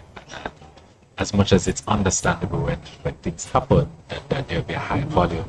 If customers are inconvenienced, we want to ensure also that I we want to find be the ways first one that you answer. to Yes, I don't care what this answer is happening. Answer me first. Yes. Oh, JPS have been waiting so long. But thank you, Shamar. I wish you well with all that you are doing. And when when you are ready to launch your book. How does that happen? When you're ready to launch your book celebrating 100 years of surviving hurricane season. Exit from fashion. Yes. It's falling mangoes. Yeah. Please be sure to invite me to the launch. Sure. Let me stick to and look out for all we'll be communicating for the rest of the year to celebrate the 100th anniversry. We've done a lot of things, so there are more things. There are more things that are coming. So Invitation to party. Invitation to party. I'm in the press now. There's something in the press. Oh, there are parties going on. So we had a staff gala. Yes, We there's a also party there, I saw it. had an opportunity to meet with business leaders Yes. who President own of a some of business the large entities that do rely on us heavily. So Yeah. we're trying to ensure that we reach out to our customers to say thanks, Good but customer also to service, see yeah. how we can improve the relationship and to ensure that our employees are also honored and celebrated, because without employees, then we wouldn't have been able to have the legacy. And You will only have AI. Do you have an employee that has worked with JPS stuff for the next 30 years who's still on staff? Yes, the employee that we have, it's either 40 or 45 years, I believe, that's still on staff. Wow. So yes, Wonderful. Whoa, what department? I'm just curious now. trying to. Will not tell me it's the janitorial staff. I remember his Possibly. name, but I don't remember his department. Possibly. Yeah, but No, it's not janitorial staff. I Okay. believe it's the operations side of the business. Yeah. Okay. Yeah. wow. Oh. Next time you're visiting, bring your celebrated old 45 timer. years. Old timer. It can really give you some stories. True. Yeah. Yeah. All right, Shamar, thank you so much. It was great being here. Yeah. So next time now, you have a place at the table. Thank you. So that is our segment from JPS Cares. And I was saying to Shamar before offset, and also I'll say it now boldly, I believe that programs like these do help to put a more human face on an organization that's a critical partner in development, but what a pain when it's not working. So for those of you who want to forge a better relationship with JPS is ready to engage with you and to make the future a lot more prosperous. All right, Mr. Producer, would you assist our guest so Percy and I can return to Yeah. touching on some other matters? Speaking to our JPS guest, one of the things that came home to me as they talked about knowledge transfer and documenting systems and simulating stressful situations so that the staff could have the mindset and be, just have the experience You have to have the dry runs. of going. They do the dry run, yes. And Nice that's what- word for simulation. the dry run, but Yeah. I often say, and it is a discussion I've had always with my family and people close to me, you don't wait until you're in the situation in order to respond. You have to be proactive. You have to think about it, even in terms of your mindset, the things that you Sorry. do. It becomes, I was looking for it, the boom. The mango, that made its entrance for us. Right. This mango is determined to be eaten by me. No, I will punish it. But I went boom, and I'm going. No, but it's a principle, in Yeah. terms of being proactive, thinking about it. So it doesn't, as we say, buck up in, Yeah. buck up in the No situation. surprises. No surprises. And we must applaud JPS for how they have matured, what they've been doing, so it's like, okay, these are the protocols, is the plan, and they do dry runs. So they know what to expect in case this happens. I want to ask him if in terms of restoration, if you like you have code 1, code 2, and then code red when it is really out there, critical areas. You just want to learn the language. Yes, yes. Oh, you can ask him different that codes another that time. is there. It is an irresistible segue into how we as a country do pretty much the same thing, Or should be doing. or should be. Yeah. But whether we are being passive about it or proactive, it is happening. We have hurricane season every year, 1st of June, 30th of November. If they're not teaching it in school, they should be. For the average Jamaican, if you touch them and ask them, when is hurricane season? I'm sure most of us don't know the dates. It starts on the 1st of June, ends on the 30th of November. And it doesn't just end. if something is in motion, you may have hurricane in December. Yeah. And unseasonable weather in December. So it's a necessity that we know what to do. And it must be a frustrating exercise for the company that is most involved in maintaining services to be this ready, invest so much in preparing their own people, while out there on the street, the customers are doing whatever we feel like. Some of us don't even have a flashlight or a kit that we could say if something happens. When disaster strike, we're heavily dependent on being able to call the police or being able to call, we need to be able to help ourselves. And you made mention of something, Percy, when Shamar was saying that he has spoken to young people who hate GPS. And when you say, why? They've never had an actual interaction. They inherit it because they come and they hear GPS being cussed. It is generational. You made that point about it being generational. So too, on the other side, we as customers in our homes, in our families, can practice a level of preparation, disaster preparedness that will answer some of our immediate needs and, you know, reduce the level of reliance that we place on external agencies. And we saw it during COVID. We spoke about persons being knowledgeable about simple home remedies And they were while you were in isolation that could keep you from needing to go to the hospital or falling into greater levels of decline because of ignorance. And then that allows me to quote our favorite scripture, my people perish for lack of knowledge. Knowledge in all its forms is to be pursued, to be embraced, to be consumed, so that we can avert disaster, so we don't perish. And that brings us back to education and the philosophy.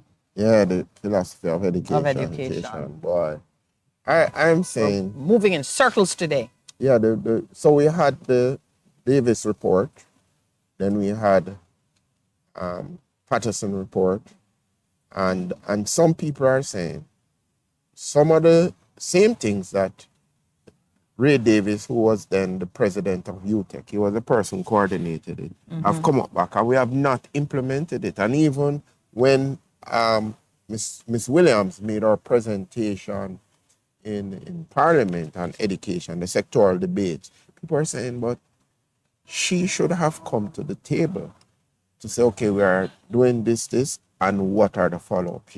The Gleaner editor said she just But over you it. know, Percy, you and I have spoken about the pathway for ideas in society to work themselves into laws, regulations, things that are implemented and pursued. We've talked about it. It's important for citizens to understand that there is a pathway through which or by which your ideas can move from your side of the table into the policy planning side of our national business, and you can see it come to life. That pathway involves some caretakers or messengers or carriers, and that's the political class. Because in a democracy, we elect persons to represent us, and they're the ones through whom our ideas are meant to traverse that divide. We're experiencing critical failure at that level. There's no gainsaying it. We are hearing on the people side a lot of ideas, suggestions, a lot of discussions are taking place amongst the people and producing good fruit. Good ideas, but Good the ideas. classes But say, somehow the ideas are not surviving the middle passage. This is like slavery. So like slavery. Yes, because your ideas are your spirit children, and you are creating them and putting them out, and somehow what doesn't get aborted, this crib death. You know, you see them not surviving the journey from the people side of the table to the policy and the government side. If we are going to have a better experience of that, it's not just about paying the politicians better so you get a better quality person setting their cap at those jobs. What we going to do? What we going to do? Well, Percy, in your home, what do you do to ensure the survival of your children? What do you do? Take care of them.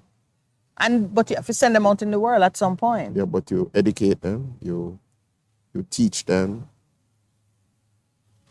And anybody who you send them to, you hold them accountable. Right. I can't put my child on the bus or put them in a taxi or however they are being conveyed, and I have no idea what is happening with them and if they come home or don't come home. So what you're saying is that we must hold the leaders accountable? Yeah, we're finding more creative ways to say the same thing. No, yeah, because even as they talk about the Advocates Network, they're continuing revving up their action. And somebody sent me a press release in terms that they're going to do a burial today. Oh, like an effigy. Yes. Yeah. We're getting more and more creative. I applaud every effort to say, wake up, bring attention to what they say, our parlous condition. Why? I'm trying to find it, but it is. Because remember the lady, Kay Osborne, I think, who just stood up with one placard. They're going now to Ministry of Finance and Public Service. They're going to be holding something there, I think, today. Today's the 12th. They're going to have a coffin and something there. Yeah. What can I say? On this subject, not all forms of demonstration are appealing to everybody. True. You have to know what is a match for your personality and your faith. Right. But every little bit helps. True. And I believe that so long as people keep expressing in a lawful way and pressing and pressing and pressing, it will gather momentum and it will have impact. The prayer that we give right before we wrap up for the day, and the prayer that certainly is coming from my heart, is that persons do not grow weary in doing well, in doing the right thing. For us here, our job, we stand on the wall, we speak, we're watchmen. Many persons may say you need to do all the talking, but that's what we do. We're on radio, we speak. Percy, we cannot stop speaking. Okay, so here it is. So, Advocates Network to host funeral service, final protest today. So the Advocate Network will organize a funeral service to mourn the death of high moral leadership and empathy for the suffering of Jamaica by the political directorate, as well as to close its monthly protest action against the high increases for politicians. That's what they're closing it. Even as I'm praying that they don't grow weary. So I pray then that it is replaced by something else. She said, we now ease up. So we'll be continuing our protest online. So while we are doing the individual protests, we'll run it. So today at 12 o'clock, right in front of the Ministry of the Public Service, Finance and Public Service, they're inviting people to come as they perform the funeral service. Patient Park. So it is, a consciousness is coming to our Jamaicans. And you must wear black. Show up and wear black. Well, you have on black pants. You could find something. Have on a black watch. Yeah. So it is interesting. So they're asking, as our headline started this morning, where we started this morning, we closed there. It is unfortunate that the government is saying to us, no, they're not showing it because it's still in draft. They're not foolishness that. But you're acting on it. Yeah, but how and can you're you act acting on on something? it. You're inflicting pain and damage with this draft. Yeah, and people are saying, show me the weapon. You're hurting me with something. Show me the weapon. You say you didn't mean to hurt me, that you're working in my interest. Yeah. So show me what it is. Perhaps I can advise you on an adjustment that could make it be the joy that you declared it was going to be. I cannot forget Minister Clark saying people are going to be better off. Just wait and see. And when he was pressed better off, he said, you will know. Quantitatively, you'll be better off. Ah, well, the producer is correcting me. He was really speaking about the politicians. No, but it He had a different thing in mind when he was speaking. So now the proof of the pudding is turning out to not be in the eating. It's a draft. A draft that is on this way, and people are being getting their pay and so on. Yeah. It's unfortunate. It's unfortunate. Unfortunate is a polite word. All right. It's garbage. Garbage. All right. So we're returning now as we wrap up. Daniel Rowe. There is someone out there, or there are persons who know what's happening. When does it will break on the weekend? No, the 3 days. 3 days. 3 days. Tomorrow. That's Friday. So I'm thanking God that tomorrow we'll have a suspect or suspects in police custody tomorrow. These persons will come forward and will say, I know something, and can reenact what actually happened, what would have caused such a heinous crime to be perpetrated on an innocent 8-year-old. And it is significant that it is a child, it is an 8-year-old. Female, of the female gender. Some all of those things are symbolic because 8 represents a number of new beginnings. And the female among us. Yeah, is about birth, and in doing that, in the spiritual realm, they were trying to say to us, what is happening in terms of a new thing coming forward. The enemy said, no, man, I go show no symbolic. But we are saying, no, it will not be stillborn. It will not be aborted. It will live. It will live. Amen. It will live. Amen, Pastor. It will live. All right. Clear that even now. Yeah, before we take our leave, I want to just wish the fathers among us a very, very, very delightful, well-loved, especially pampered, excellent So like you have Father's big Day. plans, man. Exceptionally pampered. You Father's have Day. big plans. My father died from No, but you have a father. Daniel has a father. 2004? 2004. When did my father die? 2004. Yeah, my father died before. Daniel never met his grandfather. Mas Palmer? No, Brother Milford. Brother Milford was his name. But yeah. You see, and so they would say Mas Percy. Brother Palmer. Mas Percy. Mas Percy. Yes, because I remember I'm named that after my father. Yeah. So I go and say, Mas Percy just around the corner when I go to look for him. Yeah. Mas Percy up the church. Oh, that's why you're a junior. Yes, that's why I say Mas Percy. Mas Percy is on out a road I look for, you know. Because my father was a walkabout in the district, you know, doing his thing as part of JS. Yeah, he was fast like you. Well, I'm fast. I can run fast. All right, we'll take the 9:30 break. Can we, please? The breeze is giving us a warm time. We've moved from really hot.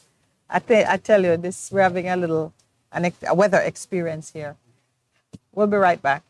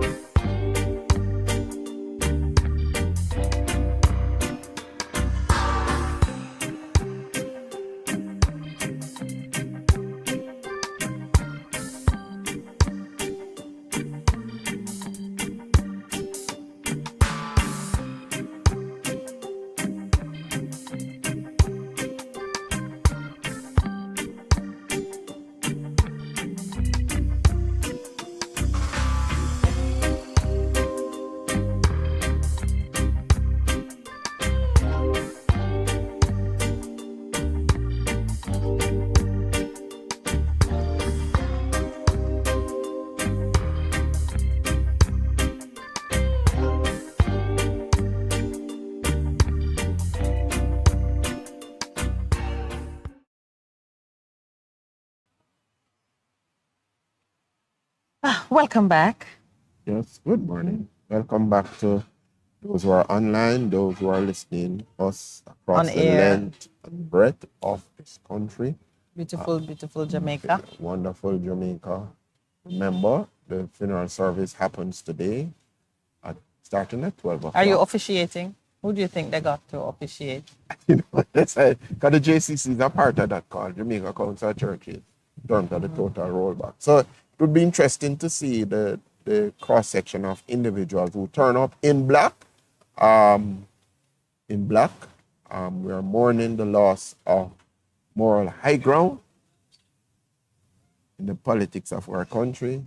Let me see that press release again, because honestly, Yes. how many persons can participate in that? Isn't it? Yeah, In I'm terms just of- curious. When you say you're mourning the loss of the political, what is it? Yes. All right, let's see.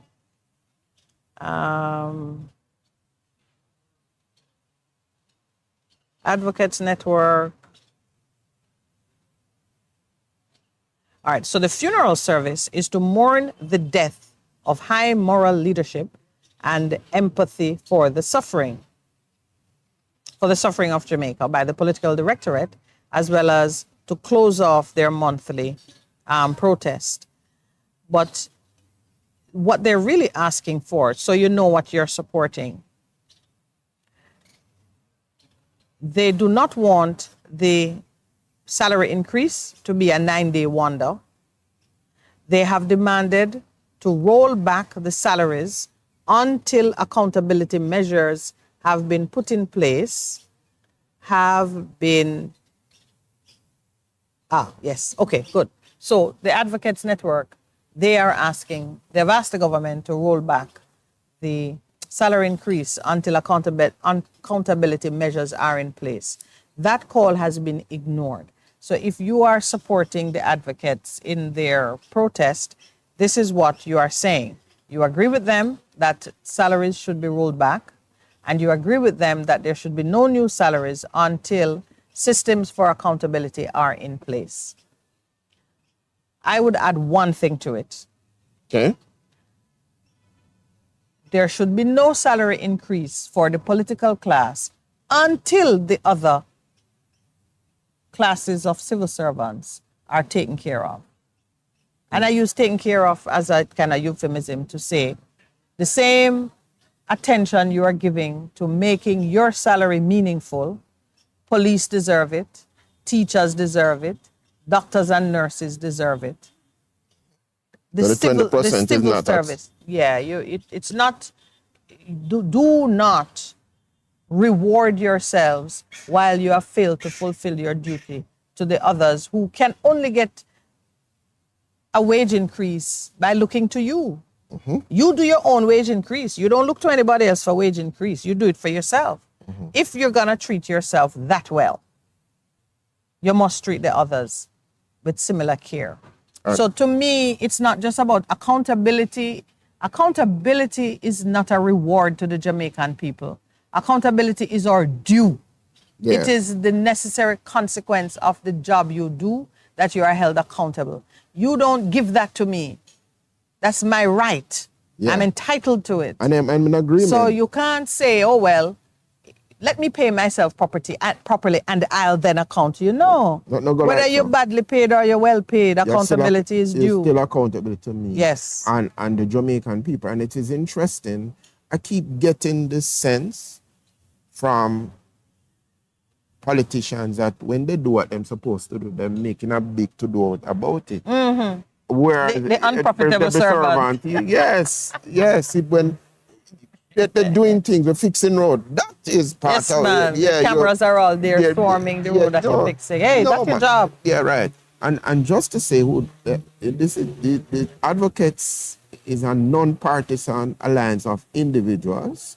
If you're an individual, you can join an organization advocating for human rights and good governance to improve the socio-economic conditions of the people of Jamaica and transform lives. Mm-hmm. I love what they're doing simply because they're doing something. Yeah. Don't even really matter if what they do is what you would do. There are persons who have ways of protest that are in alignment with your heart and what you believe in. Join in. If we want company, listen to me. The most beautiful thing would be if all Jamaicans found a place through which they can express how they feel and have impact. It doesn't matter if the Rastas are doing one thing, the Maroons are doing another, the sanitation workers are doing something. Just be doing something. I love it. They're encouraging citizen participation. Participation. Don't just sit there and let it be done to you. Structural issues of inequality, injustice, discrimination, abuse, violence, corruption, and other social problems that have persisted from our history of slavery colonization and contributed to human rights. And you hear me smiling because Taki wrote something that I'm going to share it. Social media has uplifted the awareness. This is where awareness of the public. And that is why Minister Tufton is, he says worming, but whinging is a good word too. Is whinging about making policies in Parliament to slow that down in his ramblings about AI. Right on the button, Taki. Right on the button. You're right on the button.